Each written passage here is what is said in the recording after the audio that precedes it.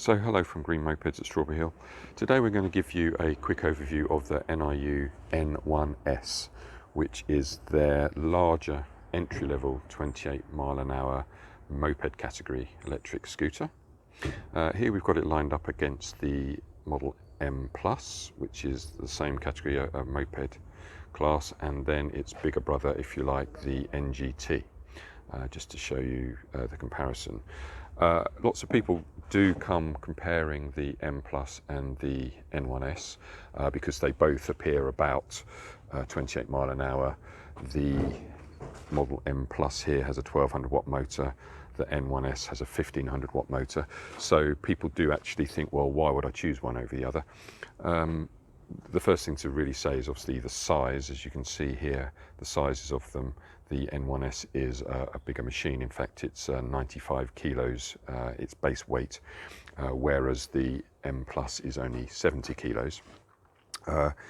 The real reason maybe to choose the bigger bike is that with the M Plus you don't have any storage, for one thing. So if we open the back seat here, you'll see that it's full of battery and a little bit of space underneath for the charger, essentially.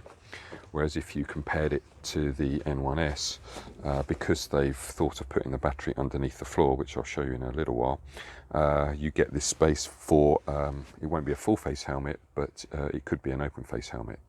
Okay, the seat is a little bit wider on the N1s, as you can see there, compared to the M Plus. It's a little bit longer as a bike, so if taking two people is really what you're considering, then possibly the N1s is the way to go, although it is £400 more. Power wise, as I said, you're talking about 1200 watts for the M Plus and 1500 watts for the N1s.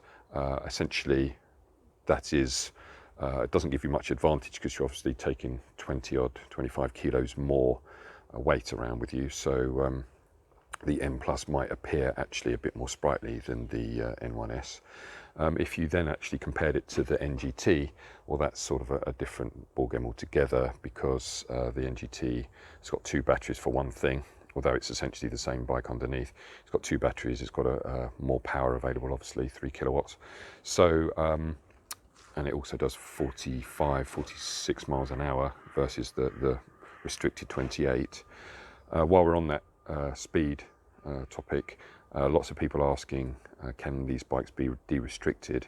And unfortunately the answer is no, because one, you'd need to have a dealer who's got the H1 box, which is the sort of box of tricks that we use to analyse the bike and look for faults, and two, you'd lose the warranty, which is probably a bigger reason not to do it, unless of course it's already out of warranty. Anyway, so that's a comparison. As you can see, this bike is in the matte grey finish. There are actually 6 colours available. Blue, similar, although not exactly the same as the M Plus there. A white, a red, gloss and matte black are the other colours. Okay.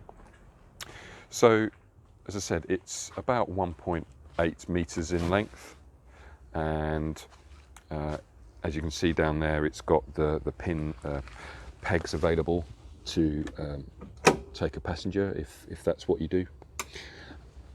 You have to remember though that this is, if you're coming looking for a bike that is, and you're going to ride it on a car license, a full car license, or an AM license or CBT, you wouldn't actually be allowed to take a passenger unless you do your at least an A1 license. So that's something else to consider. Just looking at the bike a bit more, as you can see, they all have the halo front light, which is sort of their trademark, if you like. Down here at the front, we've got discs front and back. These are 12-inch wheels rather, and some people prefer maybe bigger wheels than these sort of smaller moped size wheels for stability, but that's a choice that you'd make. Down here at the back, this is the hub motor. So in here is actually the motor itself. So as you can see, it says 1500 watt. There are actually three figures often quoted around power. So there is 1500 watts, which is the base power. That's what all bikes should be compared to. Then you'll see on your V5, you'll see a continuous power, which in this case is 1800 watts. So that means this bike can churn out 1800 watts for at least 30 seconds, and that's how the bikes are rated on the V5. And then you have maximum power, which is, you know, as in you're putting your foot full down on the throttle or twisting the throttle. So on this bike, it's 2.4 kilowatts. Okay, so essentially, when you see these figures, you should be comparing like for like. Okay, so 1500 watt nominal, base, 1800 watts continuous, and then 2.4 kilowatts max. Okay, see here it's got good suspension. Here you might just see the lead that goes into the actual wheel itself. Okay, so the reason to bring this up is if you're changing the back wheel tyre, this is something that whoever you take it to has to consider, because essentially you have to disconnect this lead so that you can take the wheel off.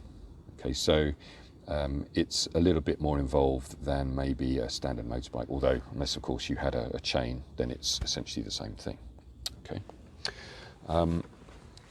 just looking under here again. So here you've got obviously handles to hold on to if you had a rear passenger.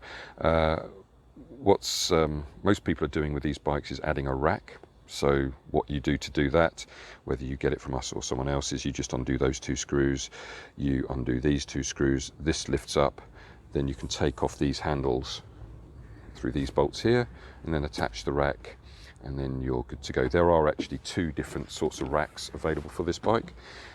There is the one that takes the NIU top box, which we would suggest is a bit too small to be useful.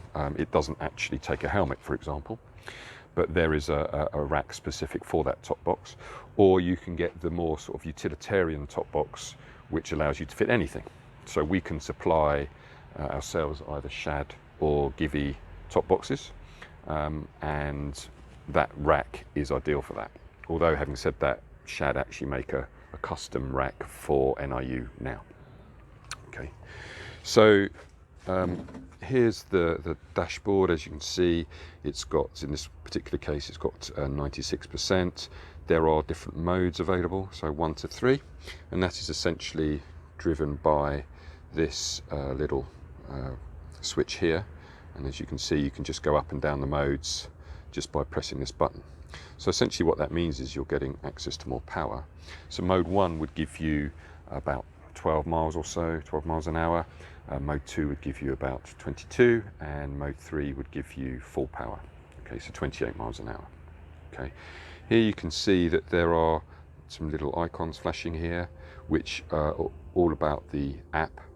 So this app, which Niu are sort of leading in this sort of idea, allows you to do two main things. One is keep track of the bike, so as in it's got GPS, that's what this symbol means.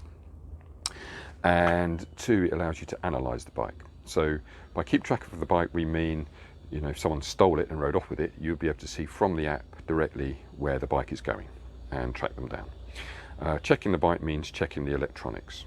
Okay, so one of the things that you obviously need to do is have these bikes serviced. It is part of the warranty conditions. And one of the things you do about that is you run the app, and then you can check the status of the bike. And that will tell you how good the battery is in terms of things like, it will tell you how many times it's been recharged, its overall health, etc., etc. Okay, so it will also check the BMS, and there's about 20 or so different statistics that it looks at when it's checking the bike. It will also tell you error codes. So if, for example, something isn't working right, the first thing you should do is actually run the status check on the app. And if an error comes up, there is also an error code part of the app, and it will tell you what's actually wrong with the bike. Mostly that will probably involve you contacting us or your dealer, and they will then look into how to actually help you out with that actual issue. Okay, so it's quite a useful feature, and as I said, it is they are leading the way in terms of an app. Other brands are bringing them out now. Super Soccer have brought one out for their CUX, TC, and TS, and TC Max, but NIU have made a big thing about this app, and they were the first people to bring one out. Having said that, it wouldn't be the deciding factor necessarily of choosing a bike, but it is quite a useful feature, especially the bit about if the bike is stolen. Okay, so in terms of getting access to the battery, it's actually done through this key here. Okay, so you need to turn off the bike and then undo that. The battery is underneath here. Okay, so as you can see there, it's a 60 volt 29 amp hour battery. Okay, so it's Panasonic cells, which is again fairly standard for these sorts of bikes. It will take 5 to 8 hours or something like that to charge from flat. You'll get your 50-mile range, let's say, from that. If you look on the NIU website, it says between 50 and 80 kilometers, which we always sort of take with a slight pinch of salt and knock off at least 10, if not 20% of that amount to give you something a bit more realistic. Okay. In terms of other features, it's also got an alarm. So if you set the alarm here, it is actually quite loud. You've also got on this key fob the ability to locate the bike, so it will flash the lights. Sometimes handy if you lose it or you're in a car park. Okay, but essentially that's about it. You know, we've done other reviews of actually riding these bikes, but I hope that gives you a sort of brief introduction to how it actually looks in practice. As I say, people do come to us comparing these bikes, if not the NGT, but also the N and N Plus, and other brands too, like, for example, the Super Soccer CUX now. Super Soccer bought one out. Ascol, which is an Italian brand, totally different styling, but is technically, they do a bike that is in a similar sort of range and a spec, so it is something that you might want to consider.